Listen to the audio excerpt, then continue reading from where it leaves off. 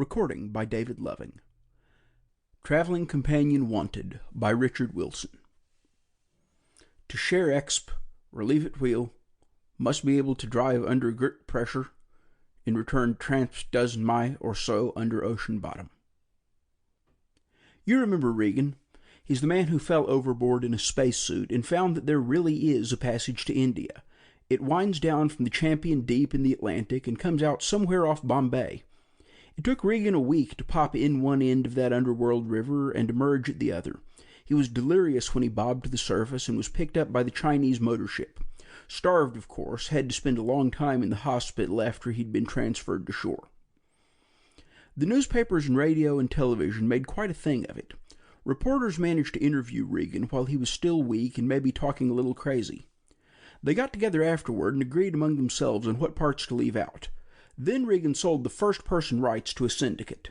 He insisted on writing the installments himself, but a lot was edited out while the staff writer was redoing it. I didn't hear Regan's unpublished story till I met him in the bar at the Palmer House in Chicago. He'd been attending a geophysical meeting that I'd had to cover, and we'd both got bored with it about the same time. I thought I recognized him from his pictures and said so. Regan seemed glad to have a non-long-hair to talk to, and he talked. You know why Regan had been wearing a spacesuit in the first place? He'd become something of a hero on the return trip of one of the Earth-Mars hops after a meteor struck. Regan went out through the airlock to make repairs. It was his job as chief of maintenance. Patched up the hole and went back in. Routine, he said. But the skipper messaged a report to Earth, and when the spaceship reached the way station to take on landing fuel, the press was waiting for it. The photographers were along and they wanted Regan to reenact the repair scene. He didn't want to, but the skipper insisted because it would be good public relations. So Regan climbed into the spacesuit again and took along his mobile repair gear and tinkered away on the hull while the photog snapped away from a patrol boat. That was when the repair unit went out of whack. Its mobility factor wasn't supposed to do anything more than move him around on the hull to wherever he had to go. He'd worked with it 100 times in test sessions and once in reality, and had always been a lamb. But this time it went all screwy and shoved him off the hull. In some way one of the conduits wrapped itself around his arms like an octopus, pinning them so he couldn't reach the controls. And in some other way the tiny rocket engine zipped over to full power and plunged him down toward the Earth. If it had headed him out toward space, it would have been all right. The patrol boat could have overtaken him in a few hours at most and hauled him aboard. But Regan was heading earthward, and soon he was down where the traffic's pretty congested. The patrol boat made some valiant efforts, but after a couple of near misses with transcontinental rockets, it gave up. Better to lose one person than a couple of hundred. Radio messages were sent to low-flying craft and ships at sea. These didn't do any good, except that a trawler was able to spot the position where Regan, in his spacesuit, smacked the water and went under. The trawler didn't have a radio transmitter. It waited a while, and when nothing came up, it put about for land. A day later, the spot where Regan had gone down was alive with would-be rescue ships, submarines, and diving equipment. But Regan never came up. Not in that ocean, at any rate. I knew this story pretty well, so Regan didn't elaborate on it. He'd blacked out, anyway, soon after he hit the atmosphere, and didn't come to till he was close to smacking the surface. That's when it began to get interesting. You've seen enough undersea movies to know what the ocean is like, so we won't go into that. This is what happened when Regan got down to what should have been the bottom. There was a big crater there, with the bottom stretching away in all directions from the cavity, but the hole itself kept going down. Funnel-shaped, Regan said. He could see it quite clearly because he was plunging into it head down. The tentacles of the conduit were still wrapped around his arms, and the Mobility Gadget's rocket was naturally working almost as well underwater as it had in space. After a while it got dark, with Regan still zipping along into the depths of the funnel. He'd long since passed the stage of being merely worried. Now he was scared. By this time it was entirely black, but Regan could sense that he was being carried along swiftly. Not because he thought it would do any good, but because he had to do something, Regan experimented with his feet. He found that after some backstretching calisthenics, he was able to bring his right boot up near his waist. Maneuvering it with total disregard for his sacroiliac, Regan managed to hook the boot under one of the coils the conduit had made around him. Gradually he was able to loosen it enough to give his left arm some play, and from there it was relatively simple. He switched off the rocket engine, switched on his headlamp, and looked around. Regan said it was quite a sight, in a reverse sort of way. Nothing anywhere. With the rocket turned off, he kind of floated around aimlessly, going nowhere in particular. He should have been going up, but that didn't happen. He swirled like a lazy eddy, a school of things that were caricatures of fish, big, white, revolting things, swished over and puckered blindly into his faceplate, then went away. Otherwise, there was nothing. Regan was pretty discouraged. By this time, he'd been in a slow spin for so long that he had no idea which way was up. He had the equipment for getting up. There were about 200 hours of fuel in the rocket engine strapped to his back, but no way seemed any better than another. He remembered that the funnel had steadily narrowed, and so he tried experimental bursts from the engine to see if he could reach one of the sides. Eventually, he got to something that wasn't water. It was a sort of mud. Regan studied the markings on it for a possible clue. No go. Regan was a spaceman, not an oceanographer. So, since it was better than doing nothing, Regan got himself into a drift parallel with the mudslide and switched on his rocket. He whizzed along at a good rate, staying close to the mud wall, but not knowing whether he was going down, up, or around in circles at the same depth. After what he judged to be some hours of this, the mud began to be streaked with a gray substance, and still farther along, it appeared to become rock. Regan didn't know whether this was good or bad. More hours went by, apparently. Regan was still wearing a watch, but it was hidden under the heavy sleeve of his spacesuit. He dozed off, he said, and when he snapped back into consciousness, he noticed that there was another wall, far off, opposite the one he was rocketing along. It was gray, too, as far as he could make out in the light of his headlamp, which was weak over distances. What woke him up fully was something that went skimming past him at a much greater rate than his own. It was a cask, its wood brown as if from long submersion, and its hoops rusted into redness. The cask was turning lazily end over end, but it outdistanced him and disappeared ahead as he watched. It had been traveling out in the middle of the passage. Regan pondered this for a while, and then reasoned that there was a swift current, swifter in the middle even than his rocket propulsion at the side of the channel. He worked himself out toward the center, then switched off his rocket experimentally. By watching the rock side of the passage, he was able to gauge that he was moving much faster. The watching, however, had a hypnotic effect on him, and Regan felt himself dozing off. He tried to fight it, but reasoned finally that there wasn't much point, so he turned off his headlamp and let himself go to sleep. It felt weird when he woke up. He was hot and sweating. He remembered instantly where he was. It was no comfort to him. He felt entirely hopeless, even more so than if he'd been marooned in space. At least there was traffic out there. Here there was just himself, with a wooden cask up ahead and nightmarish fish somewhere behind. He also felt weak. Spacesuits come equipped with water, of course, if they're the repair variety, and Regan drank sparingly through the tube at the base of his faceplate, but his suit carried no rations, so he tried to ignore his hunger. He drowsed again and switched off his headlamp. This became a pattern for him, a semi-conscious nightmare of smooth, eerie motion, punctuated with sips at his water supply and hopeless watching through the faceplate, blinking away the sweat. Regan talked to himself, he said, and sometimes sang to keep himself sane in the silence and loneliness. It probably helped, although some of his talk was pretty idiotic. It was after one of his dozes, whose duration he had no way of measuring even by his thirst and hunger, which were constant, that he awoke to something new. Automatically he switched on his headlamp, then switched it off again, realizing what the newness was. The passage he was being washed through was no longer dark. There was a radiance in the water now. Regan twisted himself around to see what the light came from. Up ahead, apparently. As it got stronger, his eyes began to ache. It was a gorgeous ache, Regan said, and he stared ahead almost hypnotized. He made an effort and focused on the walls of the passageway he was being thrust along. They were white with streaks of black in them like marble, but without marble's glossy hardness. He could see all parts of the tunnel now. It was roughly circular and had narrowed to a diameter of about 200 feet. Regan could only suppose that he was nearing the surface, that he'd been sweeping through some U-shaped fissure, and he adjusted himself kinesthetically to the theory that he was now traveling up instead of down. This took a lot of doing and occupied his mind. His spirits soared with his imagined ascent, and he could visualize himself traveling faster and faster until, with a pop, he would be thrust into the air and fall back to float on the surface. Regan wanted most desperately to be able to look at the sky again. It would be kind to see land, too, but a ship or a plane would do temporarily. He was half lost in this reverie when he had to make a second adjustment. Remember, he thought he was going up, as from the bottom of a well. Therefore, he was puzzled, as the radiance increased to daylight strength, to see one wall of his tubular, water-filled prison darken to deep green, while the other turned to sort of blue-white pink. He was moving in the same swift rush of current, his body positioned so that he was facing the green half. He twisted as if to face the opposite way in an elevator, and then became giddy when the entire concept of his surroundings did a 90-degree flop. In that split second, Regan realized that he wasn't traveling vertically, but horizontally. The well he had pictured himself in now took on the aspect of a river, with the bright blend of colors, the sky, and the deep green riverbed. The banks of the river were above him. Regan gave himself a tiny rocket assist to rise. He wasn't at all prepared for what he saw. Far away, beyond the green plain through which the river was racing, was a city.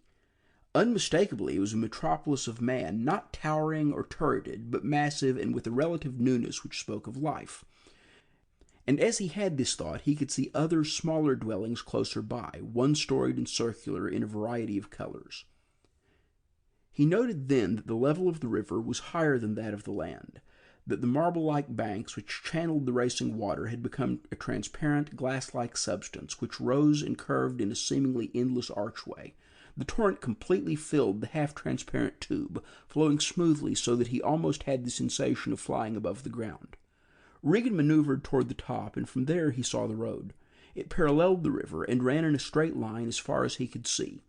While he watched, a vehicle sped along it from behind, paced beside him, and then pulled ahead. The driver was only vaguely visible, but he had a reassuringly human appearance. The man in the car, which was a three-wheeled box-like affair of brilliant yellow, looked neither left nor right. Regan yelled instinctively and waved. The cumbersome motion turned him over on his back. Opportunistically, he studied the sky from his new position, but could make nothing of it. There were no clouds, only the blue-white-pink brightness that seemed to extend to infinity. Something flashed across his field of vision. Regan caught only a glimpse of it, then reasoned that it must have been a bridge, spanning the enclosed river. He twisted himself around to a prone position and tried to think constructively. Somewhere there had to be an exit to this land. For his sake, there had to be, although of course this guaranteed nothing. But surely these people made use of this abundant supply of water. It would be fresh and good to drink after its long passage through the earth, despite its source in the salt ocean. They would use it for irrigation, probably, and perhaps somewhere it was channeled for transportation of a more comfortable kind than his own. And they might use it for power. Certainly its rushing strength would be tapped. This thought scared him. He pictured a giant hydroelectric plant into which he would be swept and in the bowels of which his body would be mangled by the blades of a turbine. He had to slow his mad passage. He maneuvered the equipment attached to his spacesuit and pointed the rocket exhaust ahead of him. He flicked on the power and felt his speed being cut. The powerful current pressed from behind him like a live thing, but the rocket thrust was strong too. His progress slackened to the pace of a canoe. Balancing himself behind the makeshift braking apparatus was difficult, both because the torrent threatened constantly to turn him end for end, and because his strength was only a memory of itself. But somehow Regan managed to achieve an equilibrium which allowed him to look about and reassure himself that the city was still there.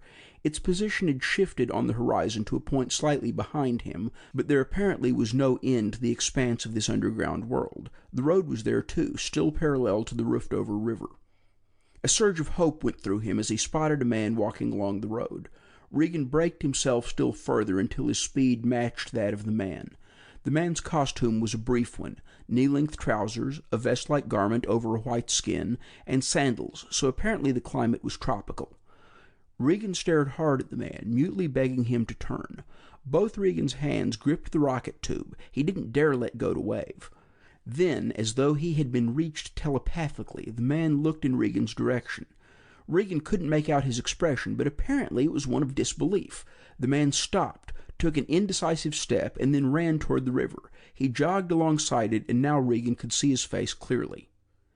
It was an intelligent face, round, broad-nosed, the eyes almond-shaped, and the hair abundant and black. The man's body was stocky and powerful, graceful as he ran beside the tubed-in river. He waved and smiled, and Regan hoped his own answering smile was visible behind the faceplate of his spacesuit. Regan doubted that telepathy had anything to do with making the man notice him originally. Nevertheless, he thought furiously, "How do I get out of here?" The response was made more to Regan's obvious predicament than because of the thought transference, he was sure. At any rate, the man pointed, then raised a head. Regan lost sight of him for an agonizingly long minute or two, and then saw him again, standing and pointing up. Another bridge was spanning the river. The man gestured to it emphatically, then pointed ahead and held up 2 fingers. Alternately, he pointed to the bridge and gestured with his fingers. Regan decided that this meant there would be some sort of help for him at the second bridge beyond. He nodded his head vigorously. The man seemed to see the motion. He nodded and smiled. Regan cut the power of the rocket engine and let the current speed his journey. The man outside increased his own pace, and when another bridge swept overhead, he nodded and held up 1 finger.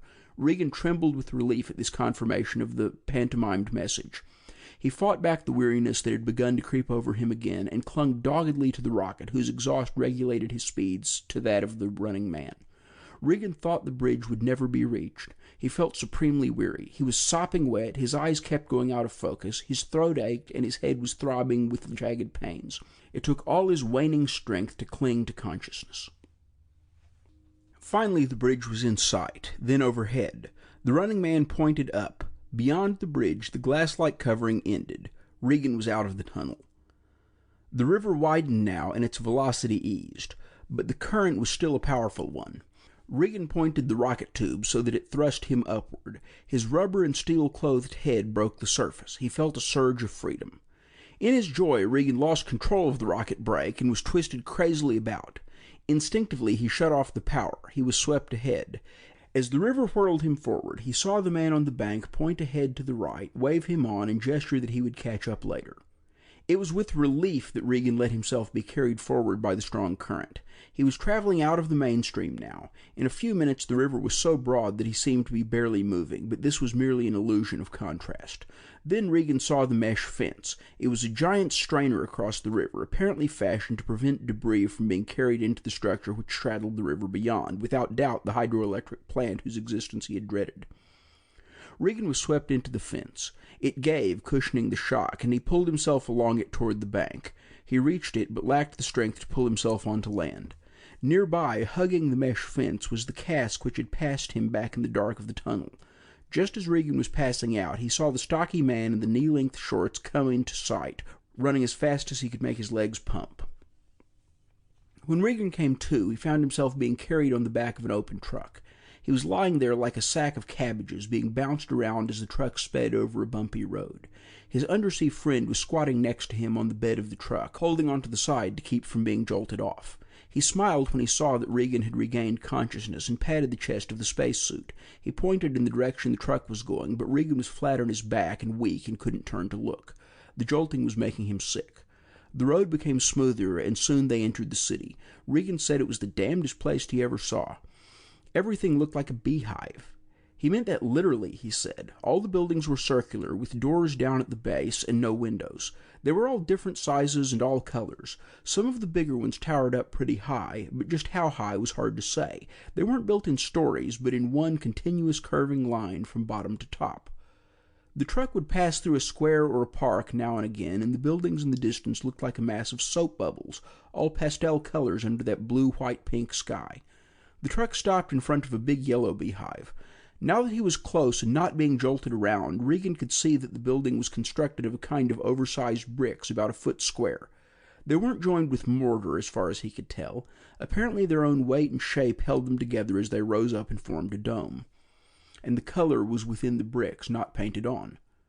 2 men, taller than his friend, came out of the building carrying a plank. They loaded Regan onto it and carried him stretcher fashion into the building. The friend tagged along behind. There was a sort of anteroom inside, with a man at a desk. The bearers stopped while the man took down a gadget that looked like a chessboard with buttons and pushed down 6 of them. Then he held out the board to Regan's friend, who pushed down some of the buttons in a different combination. After that, the little friend went away, first patting Regan on the chest and smiling. Regan was carried into a rotunda in the center of the building. The floor rose and took them to the top level. The bearers carried him off to the side, and he saw the floor drop down again. They took him to a windowless room which had light radiating from the walls, and dumped him off the plank stretcher onto a high stone table. Regan climbed down. He supposed they were being as gentle as possible, considering his great weight in the spacesuit. Regan's weight also manifested itself to him. He felt the heaviness of a person who's been buoyed up for a long time in water, but is now on land. All this happened, except for the clank as he was set down, in complete silence. He was entirely isolated from outside sound, of course. He lay there feeling less sick, but still hot and dizzy, trying to compose his stomach. After a while he felt calm enough to drink a little water through the tube inside the faceplate. A rotund man wearing a kind of white tunic came into his field of vision. Regan could see him only from the waist up. Like the friend he had met at the river, this man had abundant black hair, but his face was fat, with puffy cheeks and sagging jowls. He was much older. His hands were pudgy. He waggled them in what might have been a gesture of delight or greeting. It was hard to say which. His expression was one of pleasure. He stood at Regan's side and smiled at him. His hands felt over the headpiece of the spacesuit, then went thumping down the rest of it. "I'll be out of the damn thing soon," Regan thought. But apparently it was too much for the fellow. Regan tried to gesture to the fastening on the back of his neck to show how it was done, but he was unable to raise his arms. He realized then how exhausted he was. The rotund man in the tunic patted him on the chest. It seemed to be a universal gesture, and went away. Regan felt at peace in the room. He felt that now he was going to be taken care of, and that everything, somehow, was going to be all right. He went to sleep. He woke up ravenously hungry. He seemed to be alone in the room. His encased body felt as heavy as the whole world. He tried to raise up to bring his mouth to the water tube. He couldn't. He cried out in a voice that was weak even inside the confines of his suit. No one could possibly have heard, and no one came. He tried to raise his arm. The muscles strained and quivered. By using all his strength, he was able to lift it a few inches above the table. Then the arm fell back on the stone with the barest tap of sound. The jovial fat one reappeared. He was carrying a metal box with 2 dials on it and wires coming from it, which ended in kinds of suction cups. He stuck one of the cups to Regan's faceplate, fastened another one to his ear, and twirled a dial. "Please get me out of this suit," Regan said. The man's face lit up with pleasure. He nodded and patted the chest of the suit. Then he spoke. The language was a guttural, fast-paced one. Regan had never heard anything like it. "Please," he said, "please get me out." The man continued to smile.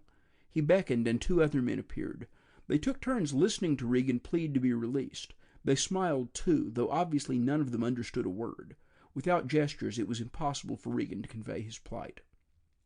They stood around him, chattering in their outlandish tongue. Others joined them. They all had the same look about them, friendly, smiling faces, and hands that patted him on the chest. It became a confused nightmare as still others streamed in, as if he were the main attraction in a 50-cent tour.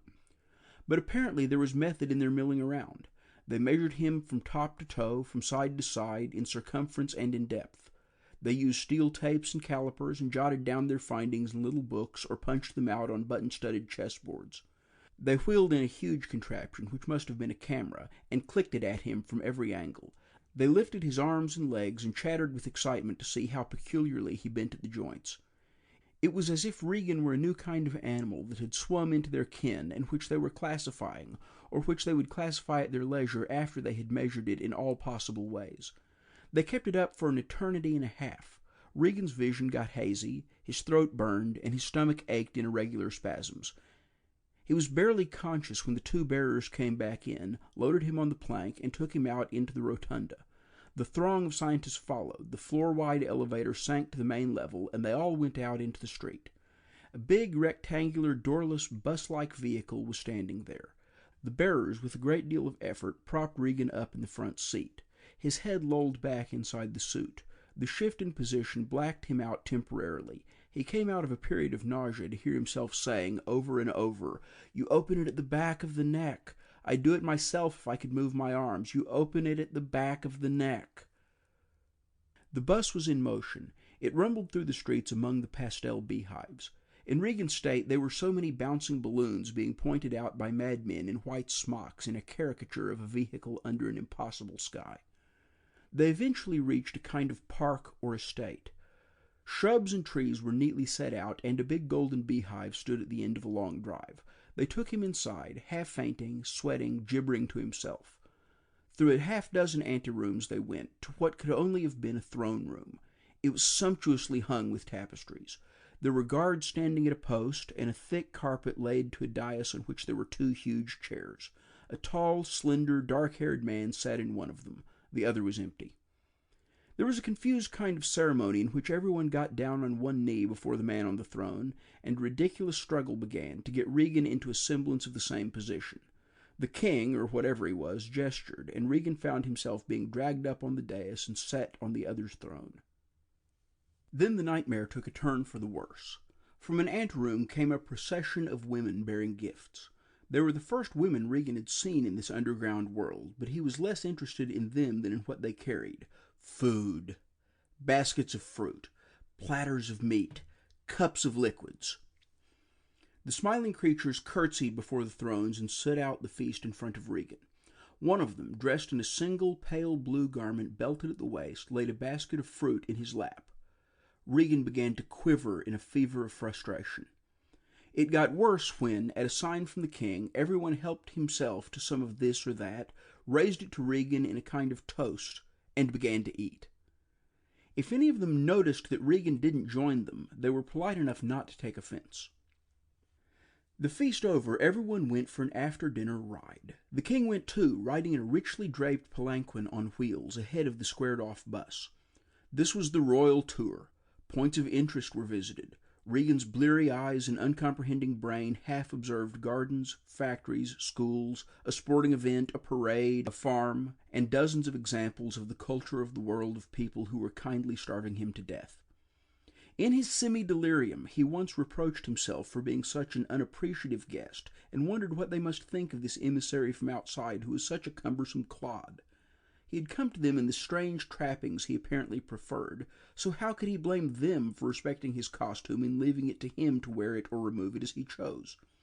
In his own world, he wouldn't strip a visitor or skin a stray dog. A bump in the road and the shudder it gave the bus jolted his eyes fully open. Ahead was the hydroelectric plant spanning the river. They were going to show the king where Regan had come from.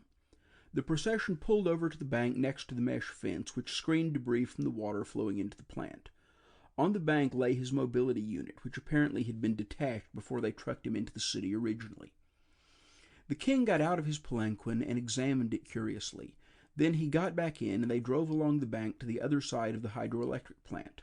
The river continued its swift passage, apparently unslowed by the drain on it. Regan thought the river looked tremendously inviting. In its depths he could be free of the well-meaning crowd of sightseeing guides. The river represented peace, an end to being shown around, measured, observed, exhibited, and tantalized.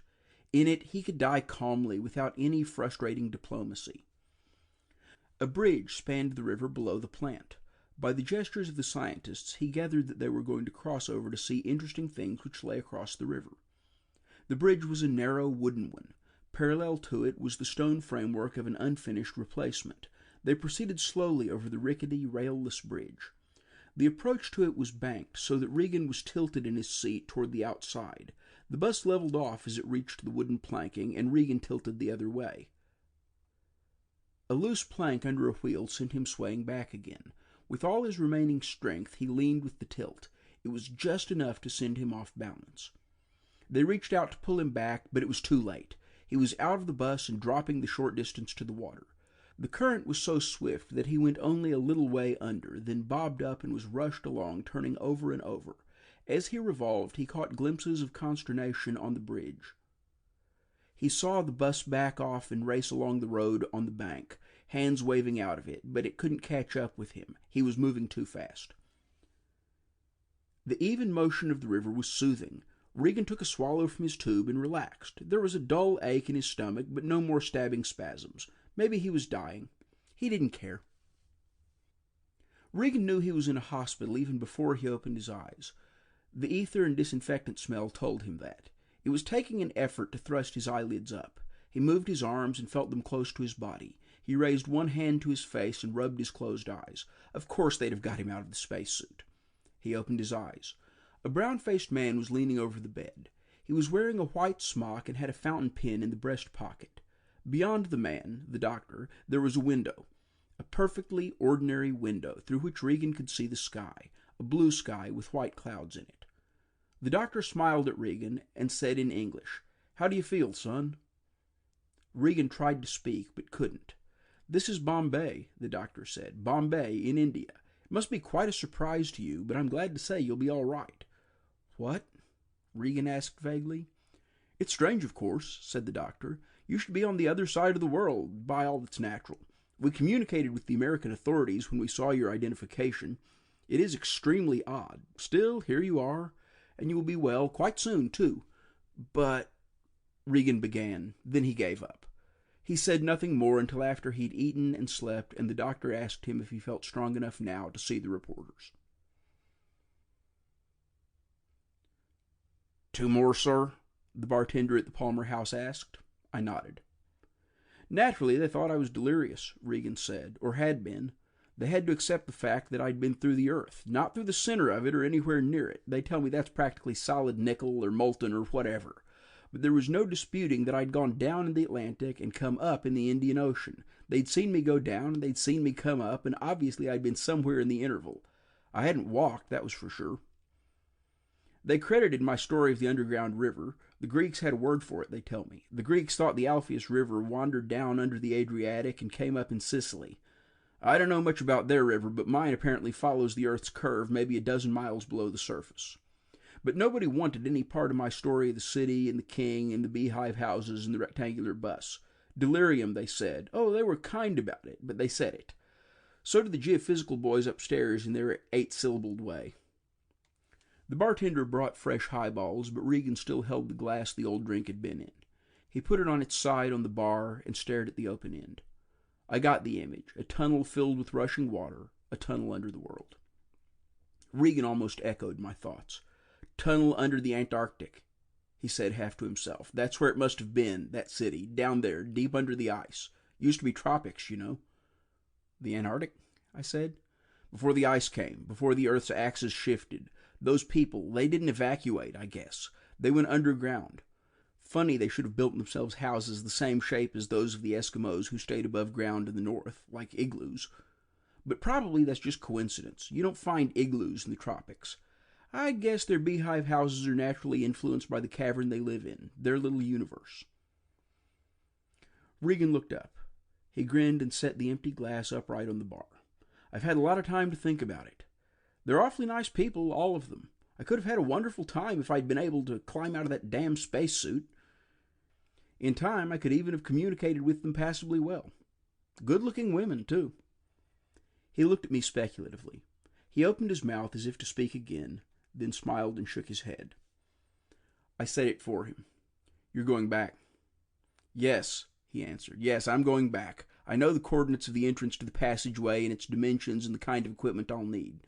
Nothing elaborate. In another year or so, I'll have enough saved up, I think. Get myself a little space launch, one of the smaller ones, lifeboat size. Fit it out with food and water, and some picture books, of course, to show them what it's like where I come from. I'd take somebody along with me if I could find anyone who wanted to go and who believed me." "I believe you," I said, "but—" "Sure, you'd be crazy to go. Wife and kids. I've got none of that. Mostly what I want to do, I guess, is prove those long beards upstairs are cockeyed." "I hope you do. Maybe you'll let me write about it when you get back." "It'll be a good story," Regan assured me. "I'll be waiting for it," I promised. That was 5 years ago. 4 years ago, Regan went, as he said he would. He went alone in a little space launch. I'm still waiting to write the end of the story. End of Traveling Companion Wanted by Richard Wilson. Recording by David Loving. www.davidaloving.com